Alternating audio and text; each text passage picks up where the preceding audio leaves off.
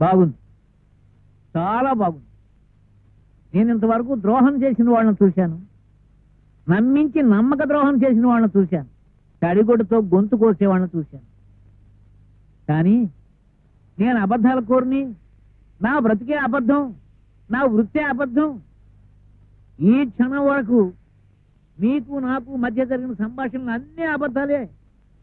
ఇక నుంచి నేను నిజంలో బ్రతకబోతున్నాను, ఒక మంచి పని చేయబోతున్నాను. నాకు మీ సహాయం కావాలని అడిగిన వాడిని నేను ఒక్కనే చూశానయ్యా. నువ్వు మనిషి అనుకోవాలో, రాక్షసుడు అనుకోవాలో, మంచివాడు అనుకోవాలో, వంచకుడు అనుకోవాలో అని నాకు అర్థం కావడం. మీరేమనుకున్నారు? స్వప్న విషయంలో మాత్రం మనిషిని, నిజంగా మనసు ఇచ్చిన వాడిని. నిజం. ఇప్పుడు నీకు ఈ పరిస్థితి వచ్చింది కాబట్టి, ఆ పిల్ల నీ జీవితంలోకి వచ్చింది కాబట్టి ఈ నిజం బయటకు వచ్చింది. లేకపోతే నా బిడ్డ బ్రతుకు అబద్ధంలో మునిగిపోయేదేగా. నేను అబద్ధం కావచ్చు, నా మాటలు అబద్ధం కావచ్చు, నా పనులు అబద్ధం కావచ్చు, నేను మీ అమ్మాయిని ప్రేమించిన విధానం అబద్ధం కావచ్చు, కానీ నా ప్రేమ మాత్రం అబద్ధం కాదు. నా ప్రేమ అబద్ధమైనా నేను మిమ్మల్ని మోసగించాలనుకున్నా ఈ రోజు నాకు నేను కావచ్చు మీ ముందు దోషిగా నిలబడాల్సిన అవసరం నాకు లేదు. కోర్టు రాస్తూ ఉన్న మీ అమ్మాయిని వదులుకుని కట్టుబడిలో కూడా లేని ఆ అమ్మాయిని పెళ్లి చేసుకోవడానికి సిద్ధపడాల్సిన అవసరం అంతకంటే లేదు. చిన్నప్పుడు ఎప్పుడు మా నాన్న చెప్పిన ఒక్క నిజం వల్ల మా అందరి బ్రతుకులు నడివెదిరిపోలయ్యాయి. ఆ రోజు నుంచి జీవితంలో ఎప్పుడూ నిజం చెప్పకూడదు అనుకున్నా, అంత అబద్ధం ద్వారా జయించాలనుకున్నా, జయించాను. చివరికి నా ప్రేమను కూడా అబద్ధంతో జయించాను. కానీ ఆ మనసుని అబద్ధంతో జయించలేదు. నా అబద్ధం వల్ల ఇప్పుడు ఆ అమ్మాయి జీవితం నాశనం అయిపోయింది. ఎలాగైనా మళ్ళీ ఆ అమ్మాయి జీవితం బాగు చేయాల్సిన అవసరం నా మీద ఉంది. మరి నీ అబద్ధం వల్ల నా కూతురు జీవితం కూడా నాశనమైంది. దాన్ని ఎవరు సర్దిస్తారు? తుఫాన్లోనైనా ఎదురు వెళ్ళగల ధైర్యం స్వప్నం, కానీ చిన్న గాలి దుమారానికి కూడా ఆ పిల్ల తట్టుకోలేదు. నిజమే, కానీ ఇప్పుడు నేనేం చెయ్యాలి? చేయాల్సింది మీరు స్వప్నకు నా మీద అసహ్యం కలిగించాలి. అసహ్యం కలగడానికి ప్రత్యేకించి నేను ఏమీ చేయనక్కర్లేదయ్యా. నీ జీవితం ఇదే నీకు తెలిస్తే చాలు, అదే అసహించుకుంటుంది. నేను మారానని, మరో అమ్మాయి జీవితాన్ని నిలబెట్టడానికి ప్రయత్నిస్తున్నానని తెలిస్తే మళ్ళీ మీ అమ్మాయి నన్ను ప్రేమిస్తుంది. అందుకే ఈ విషయం తెలియకూడదు. అవి మళ్ళీ నన్ను ప్రేమిస్తుంది. అబద్ధాన్ని దాయగలవు, కానీ నిజాన్ని దాయగలవా? స్వప్నం నన్ను కాదని మరొకరిని పెళ్లి చేసుకున్నాను దాయాలి. ఇంత జరిగాక స్వప్నకి పెళ్లి చేస్తాను. పెళ్లి చేసుకున్నాను నేను చేస్తాను, దానికి మీరు సహకరించాలి. స్వప్న హృదయంలో నీకు తప్ప మరొకరి స్థానం లేదయ్యా. అందుకే ఆ స్థానాన్ని స్వప్న హృదయంలో శాశ్వతంగా తుడిచేయాలి. అది జరిగే పని కాదయ్యా. జరుగుతుంది. స్వప్న అబల కాదు.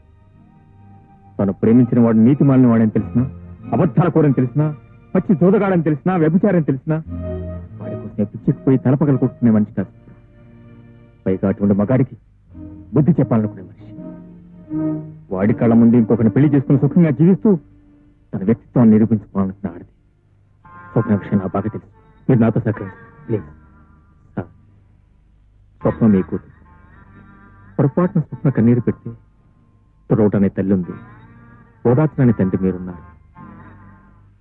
కానీ కల్పన కన్నీరు పెడితే తురవటానికి ఓదార్చడానికి ఎవరు లేదు. నేను తప్ప. వాళ్ళిద్దరూ మీ పెట్టి అనుకో. ఎవరికి న్యాయం చేస్తారు మీరు ఆలోచించండి. ఎప్పుడు వచ్చావమ్మా? ఎక్కడి నుంచి డాడీ? అదే బీచ్ రిసార్ట్ నుంచి. బీచ్ రిసార్టా? అక్కడికి ఎప్పుడు వెళ్ళాను? అదేమిటమ్మా, ఇప్పుడేగా నిన్ను అభిని రిసార్ట్ లో చూసొచ్చాను. అభియా? ఆయన ఢిల్లీలో ఉన్నారు డాడీ. ఆయన ఢిల్లీ వెళ్ళి 3 రోజులైంది. నో ఢిల్లీ ఏమిటమ్మా ఢిల్లీ?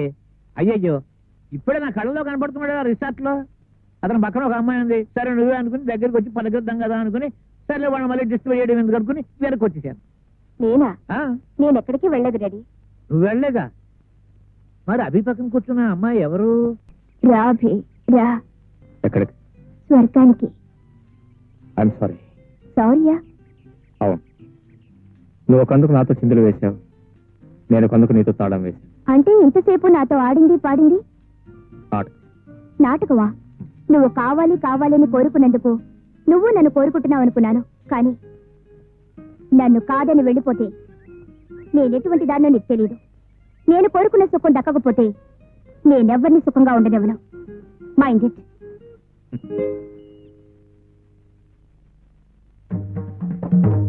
నేను నమ్మలేనమ్మా. అవి నీకు అన్యాయం చేసి మరొక అమ్మాయితో తిరుగుతున్నాడంటే నేను నమ్మలేకపోతున్నానమ్మా. ఆ అమ్మాయి ఎవరో కాదు రెడీ, మన ఇంటికి విడాకులు ఇప్పించమని వచ్చింది చూడు. ఆహా, ఆ భద్రత లేకున్నాను ఆ పిల్ల. అవును. ఆహా, ఈవిడ కేసు నువ్వు ఒప్పుకోలేదంటే అతని దగ్గరికి వెళ్ళి ఈ విధంగా బరిదెగించింది అన్నమాట. అవతల అది బరి తెగించి వస్తే మాత్రం యువతల ఇతనికి ఉండాలిగా సిగ్గు. అవతల ఒక అమ్మాయి ప్రేమిస్తుందని, ఆశలన్నీ తన మీదే పెట్టుకుందని. తొందరపడి నువ్వు నిర్ణయానికి రాకమ్మా, అన్ని విషయాలు నేను తెలుసుకుంటాను. అక్కర్లేదు, నా కళ్ళతో నేనే చూశాను. ఇక నువ్వేమీ తెలుసుకోనక్కర్లేదు. నమస్కారం సార్. ఎవరయ్యా? ఏదైనా పనిపించండి సార్. నా దగ్గర పని లేదు, ఏం లేదు పావయ్యా, అసలే గొడవల్లో ఉన్నాను నేను. ఆగోయ్, ఆగు, ఆగు, ఆగు, ఆగు, ఆగు. అవును, నేను ఎక్కడో చూసినట్టున్నాను. అభిమన్యం తోట. అవును సార్. అక్కడి నుంచి నువ్వు ఇక్కడికి పనికి రావడం ఏమిటయ్యా? సుప్రీంకోర్టు లాయరు, నువ్వు అతనికి కావలసిన వాడివి, కావలసినంత ఆదాయం నీకు. సుప్రీంకోర్టా టెన్నిస్ కోర్టా? ఆయన లారేటండి బాబు, డబ్బులు తీసుకుని అబద్ధ సాక్ష్యాలు చెప్తుంటాడు. ఏమిటయ్యా నువ్వు చెప్పేది? అబద్ధం సాక్ష్యాలు చెబుతాడా? నా మాట అబద్ధం అయితే కోర్టులో ఎంక్వైరీ చేయండి సార్. అబద్ధ సాక్ష్యాలతో ఊరుకుంటే పర్వాలేదండి. ఈ మధ్య ఒక వధ పని కూడా చేశాడు. సరే, నువ్వేం చెప్పక్కర్లేదు, వెళ్ళి ఇక్కడి నుంచి. అతన్ని చెప్పనే డాడీ. ఏముందండి, పెళ్లి చెడగొట్టమని పెళ్లి కొడుకు తండ్రి 10,000 రూపాయలు ఇస్తే ఆ డబ్బులు తీసుకుని ఆ పిల్లకి తనకి సంబంధం ఉందని కోర్టులో అబద్ధపు సాక్ష్యం చెప్పి ఆ పిల్ల బతుకు నాశనం చేశాడండి. దాంతో ఆ పిల్ల ఆత్మహత్య చేసుకుంది. అఫ్కోర్స్ మళ్ళీ బతికిందనుకోండి, అందుకే అక్కడ పని మానేశానండి. అసలు అప్పుడు చెబుదాం అనుకున్నానండి. ఏమి చెప్పక్కర్లేదు, అంతా అర్థమైపోయింది. బాగా నటించానా సార్? ఏమిటి? కిరాయ్ సాక్ష్యం చెప్పడానికి. Shut up. నా పేరు నీ నోటి నుండి రావడానికి వీల్లేదు. ఏమిటి మాట? నీతో మాట్లాడడానికి రాలేదు, ఒక పని మీద వచ్చాను. నేను ఒక లాయర్, నాకు ఒక కేసు వచ్చింది. ఆ కేసులో నువ్వు సాక్ష్యం చెప్పాలి. ఏమిటి? ఒక త్రాస్తుడు నన్ను మోసం చేసి ప్రేమించాడు. వాణ్ణి నా నుంచి దూరం చేయాలి. దానికి ఎంత ఇమ్మంటావు? దూరం చేయటం ఒకటేనా? కాదు, ఉరి తీయించాలి. అంత ఘోరమేం చేశాడు? మనసుని ఫుట్బాల్ లాగా వాడుకున్నాడు. ఎటు తన్నినా తిరిగి తన కాలి దగ్గరికే వస్తుందనుకున్నాడు. ఎవరు? చెప్పానుగా, త్రాస్తుడని. నిన్ను ప్రేమించింది నేనే, అయినా ప్రేమించడానికే అబద్ధమాడాను. ప్రేమ? అది ప్రేమ? అవును, ప్రేమే. 1000 అబద్ధాలు ఆడైనా ఒక పెళ్లి చేయమన్నారు. ఆఫ్టర్ ఆల్ ప్రేమించడం కోసం 2-3 అబద్ధాలు ఆడితే తప్పేం లేదే. My love is pure. Pure?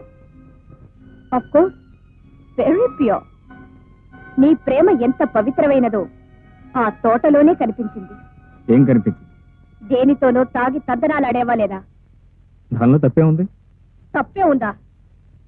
ఒకరిని ప్రేమించి మరొక దానితో తిరగడం తప్పు కదా? అరే, ఆ పిల్లతో నాకు నీకంటే ముందు నుంచి పరిచయం ఉంది. అయితే ఆ విషయం ముందే నాకెందుకు చెప్పలేదు?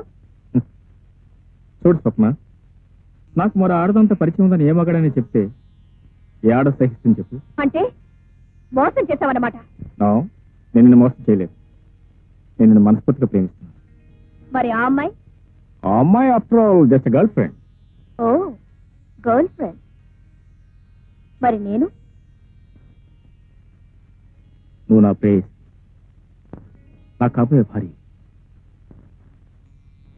స్వప్న,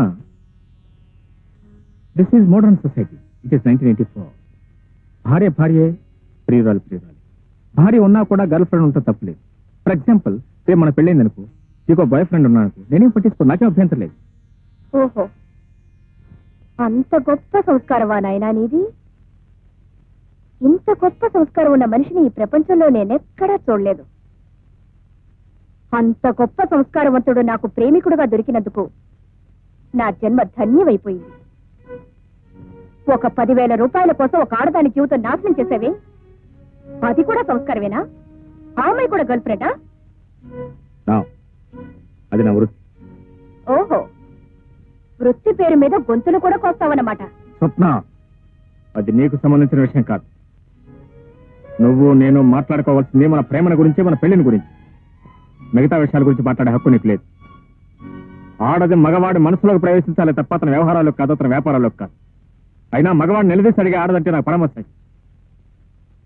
మరి నీకు ఇన్ని పట్టింపులున్నాయని ముందే నాకెందుకు చెప్పలేదు? నువ్వు అడిగుంటే నేను చెప్పుండేవాడిని. నీ మనస్తత్వం నాకు ముందే తెలుసుంటే నేను అసలు ప్రేమించి ఉండేవాడినే కాదు.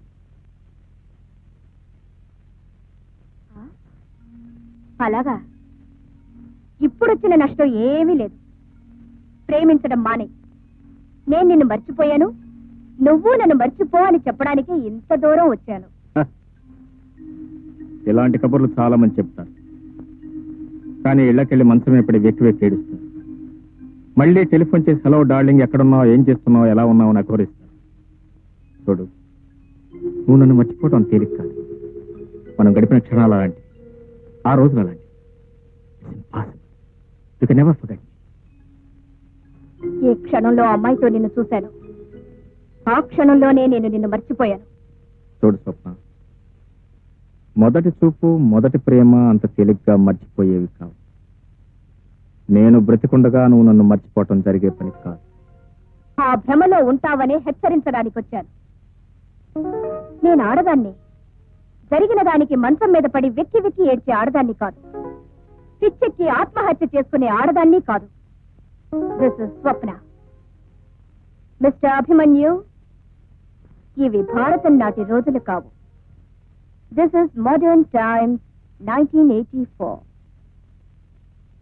నీ కళ్ళ ముందే నిన్ను మర్చిపోగలను, మరొకరిని హాయిగా పెళ్లి చేసుకోగలను. Good bye.